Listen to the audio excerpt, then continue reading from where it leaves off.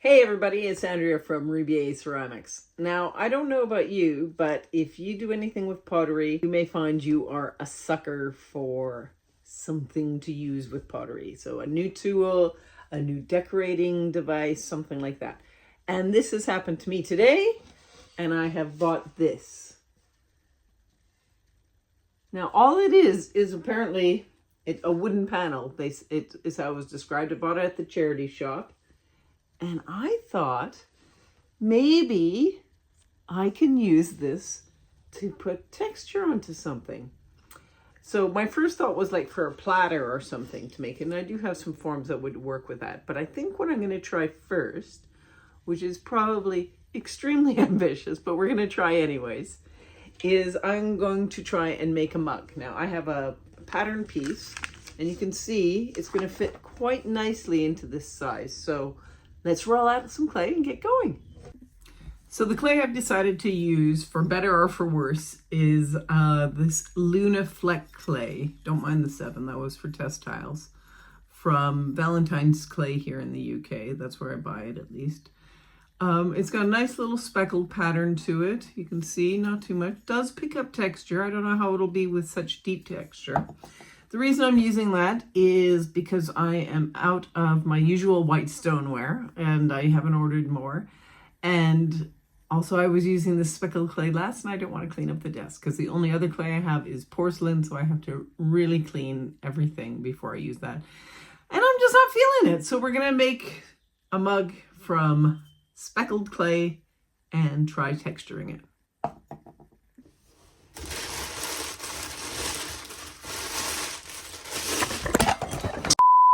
Me! Oh my god, look at the mess I just made. Oh, blaze water everywhere. Right, let's try that again, shall we?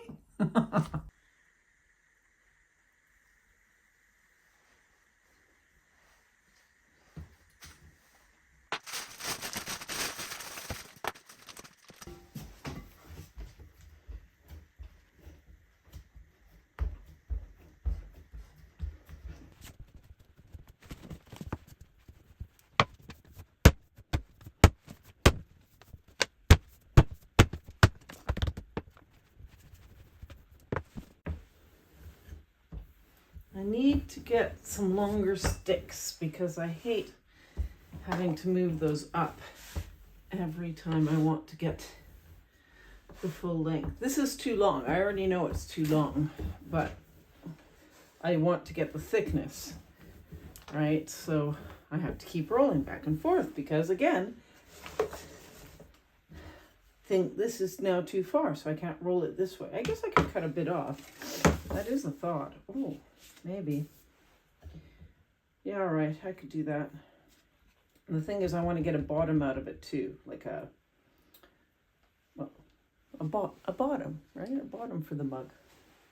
So maybe I'll leave it. I'll leave it and just keep rolling here.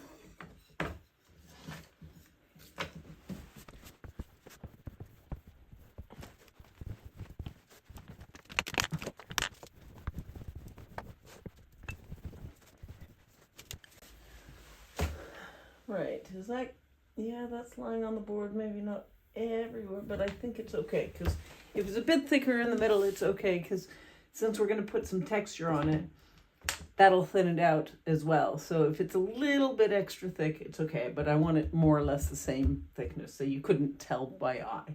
And I don't think you can tell by eye that it's not perfectly flat. Now my favorite part of rolling out slabs, smoothing the clay. This is what makes the frustration of rolling out slabs worth it to me. I really like this part. Oh yes, just seeing the surface smooth right out. It's like everything's right with the world again. Isn't that nice? So good. Okay, I've moved this onto a board just so it can dry out a little bit, and I'm gonna put another board on top of it so both sides can dry evenly. These are actually stone bath mats. They're made of diatomaceous earth, which is very absorbent, and it'll take a little bit of moisture out of the clay, and that's great because it means that it will be a little bit firmer and easier to work with rather than really floppy. I don't want it to get too dry, and these will dry quite quickly.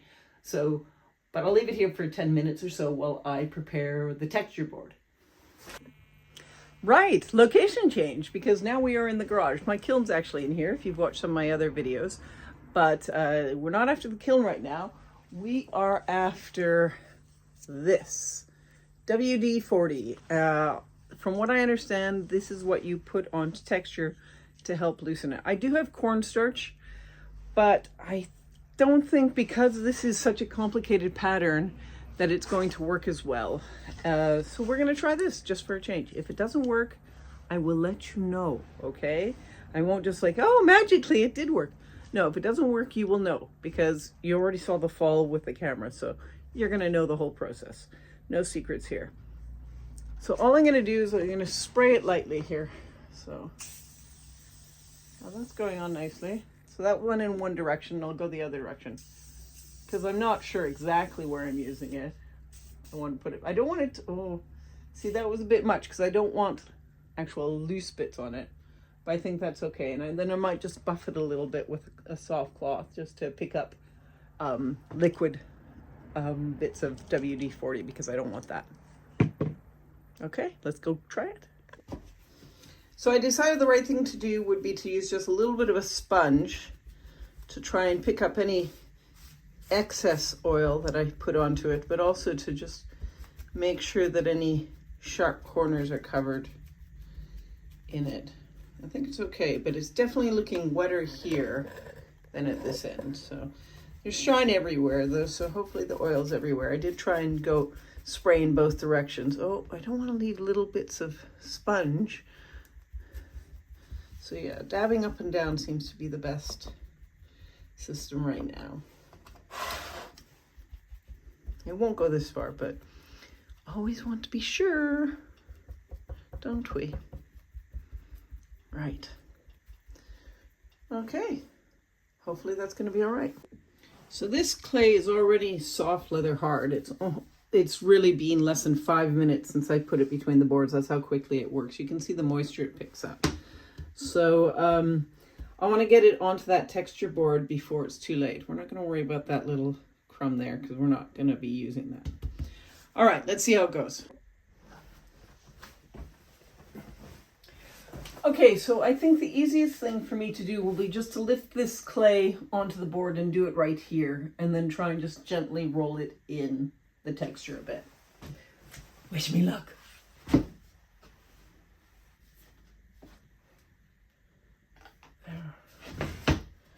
Now I don't need the whole board pushed down. In fact, I might cut a little of this clay off because I might cut some of the clay off actually because I haven't greased the whole board, and I don't want it to stick on the bits that I didn't do, or at least I didn't grease it very well. I know this bit is really well done, but down here and back over here, I don't think I did it as much. So let me just cut some off.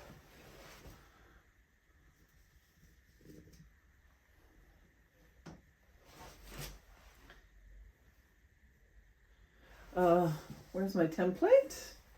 My template is under here, of course. Here, just to see how much clay I need. Okay, I don't need much at all, so I will definitely cut off this bit. Yeah, good. All right.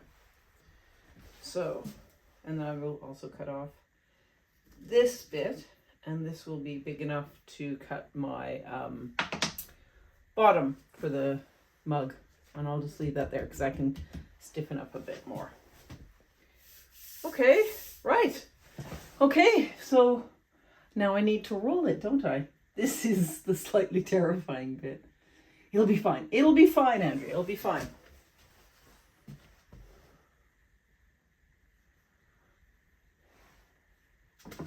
Don't need that, do I?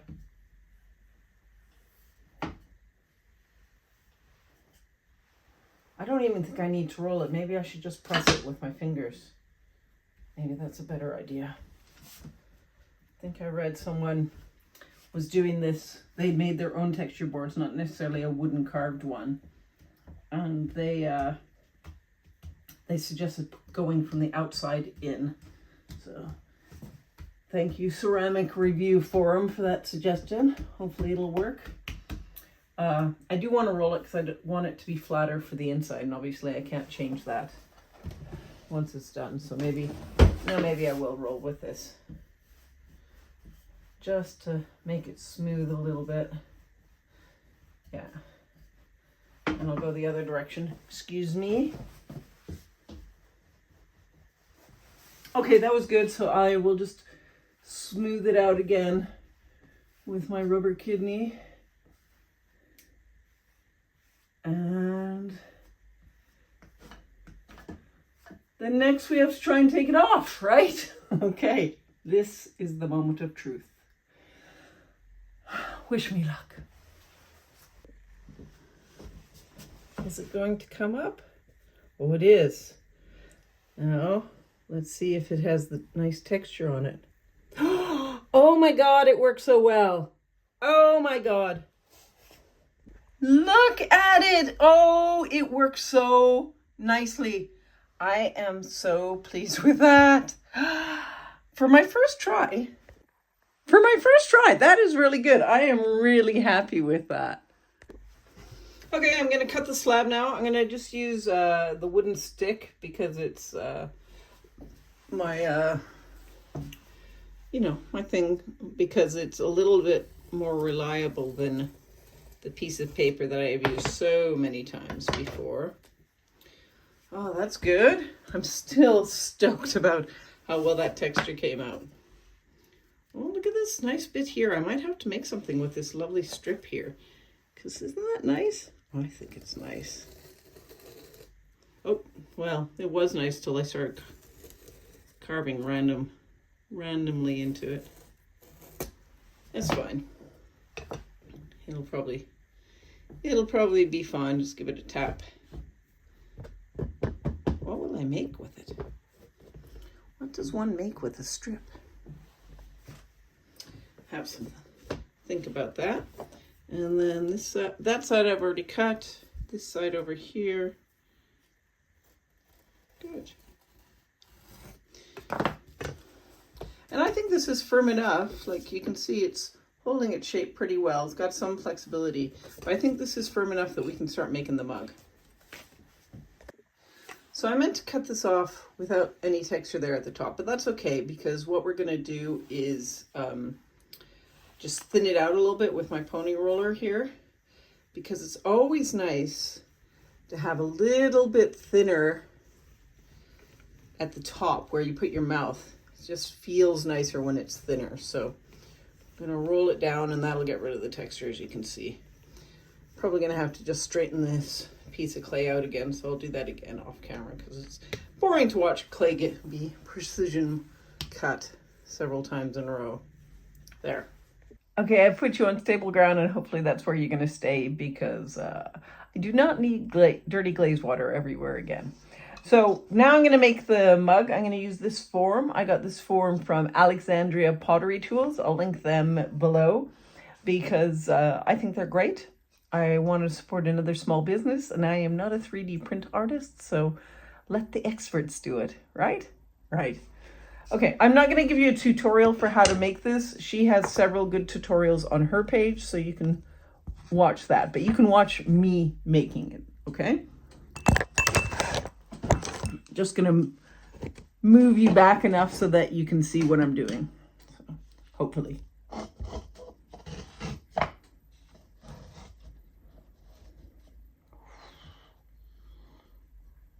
I cut that pattern a little bit short, but it'll be fine. There is enough clay. It's just like, really close. Grab my tools. Probably should have done this before I hit record, but here we are.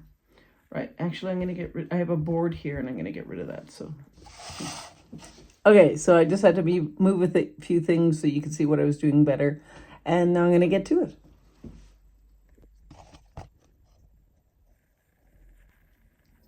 So just cutting off a bit of the clay so we have a bigger surface area at a better angle to join. Not going to cut much on this side because, as I said, I cut it a little bit short, which is unlike me. Usually this is super long, but here we are. You can see it's just going to join. So we're going to have to use lots of slip there to make sure that it fits. It'll be fine. Yeah, it's coming together. I put cornstarch on both the clay and on the shape here so that they won't stick too badly, so I'll be able to get the shape out, the former, the jig, I think that's what we call it, the jig.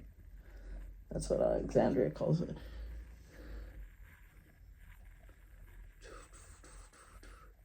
There, nice and scored. Can you see that? No, you can't see that. You're just going to have to believe me.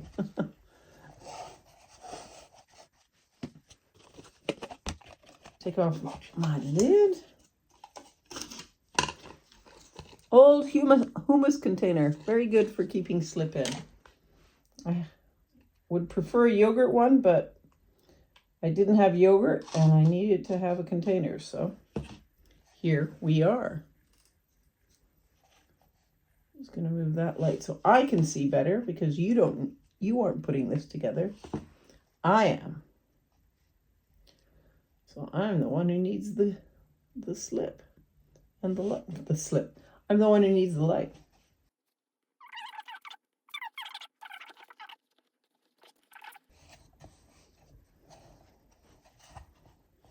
Starting from the bottom. Nice. So let's just nicely form these together. Yeah, see, they're going together. There's enough. But boy, I have to be careful now. I'm going to have to cut that template again because I had trimmed a little bit off of it, and clearly I trimmed a little bit too much off of it. Or I didn't take into account the thickness of this clay. Good. I think that's going together nicely. What's that I hear? I'm out in my garden room and I can hear something tippy-tapping. I don't know what it is.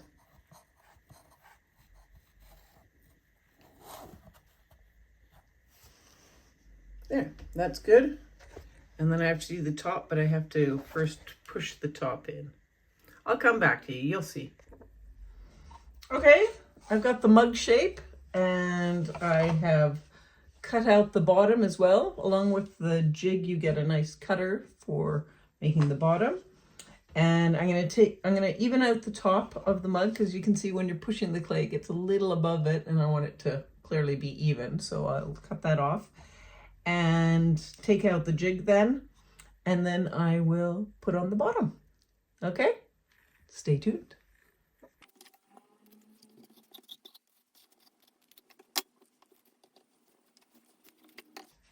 Ta-da! It came out pretty easily as well. So I'm just gonna fix the seam in there. Just press it down on that side and then I will start attaching the bottom. Okay?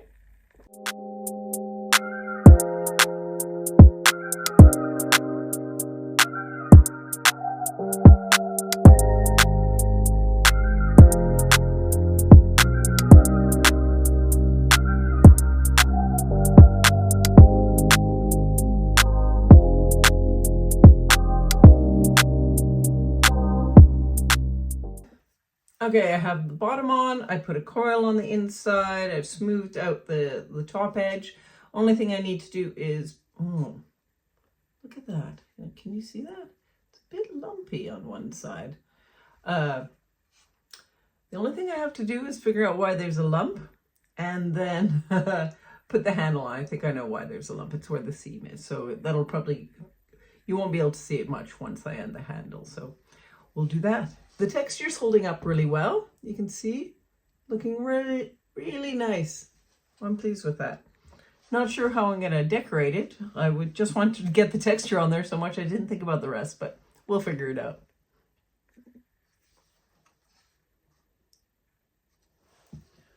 I'm just gonna cut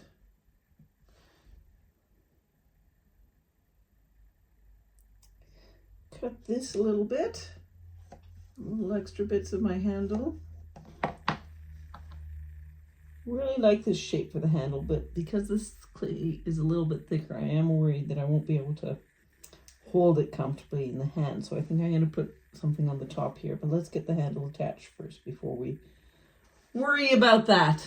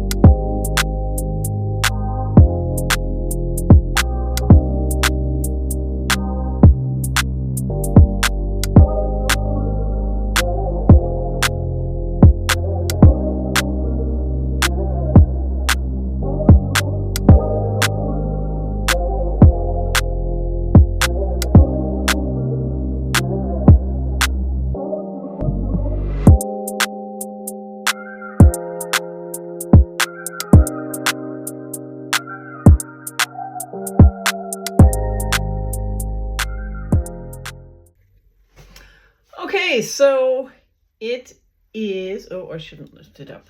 I should lift it up on its board. The things you forget when you're tired. Right, it's done. It's not perfect, but it's pretty good. And I love the pattern. I'm really pleased with how it turned out. It's taken me about 2 hours. I definitely need to work on my processes to make this a bit faster, but you know, it's all right. I'm just doing this for fun. I'm not trying to become a production potter, which clearly I am not set out to do if it takes 2 hours. But I'm loving the look of it. I think I'll be okay without, I think I'll be okay without a button on the top, but I may still put one on. So that may happen off camera tonight because I want to do it while it's leather hard before it gets any more dried out. Other than that, I'm going to cover it up, let it dry slowly over the next few days. I was a bit worried because I saw some cracks in the texture here. Looking like they were getting a little bit deeper. There's nothing on the inside, so I think it's okay there because it is quite thick, the clay down here. But I just put a little bit of slip on that and then sponged it back just to sort of hopefully fill it in and stop it from going anymore. I'll take another look at it, but it's an experiment, right? So that might be what I learned, is that it doesn't work because it cracks or something, or maybe this clay doesn't play nicely with that textured piece. But we will find out, okay? I'll be back once it's fired. So this is bone dry now. I'm trying to be careful handling it because it's quite fragile at this state. And there are those cracks that I was worried about. But the inside looks okay. So we're going to give it its first fire and see how it goes. Keep your fingers crossed. I think it should be okay, but we will find out.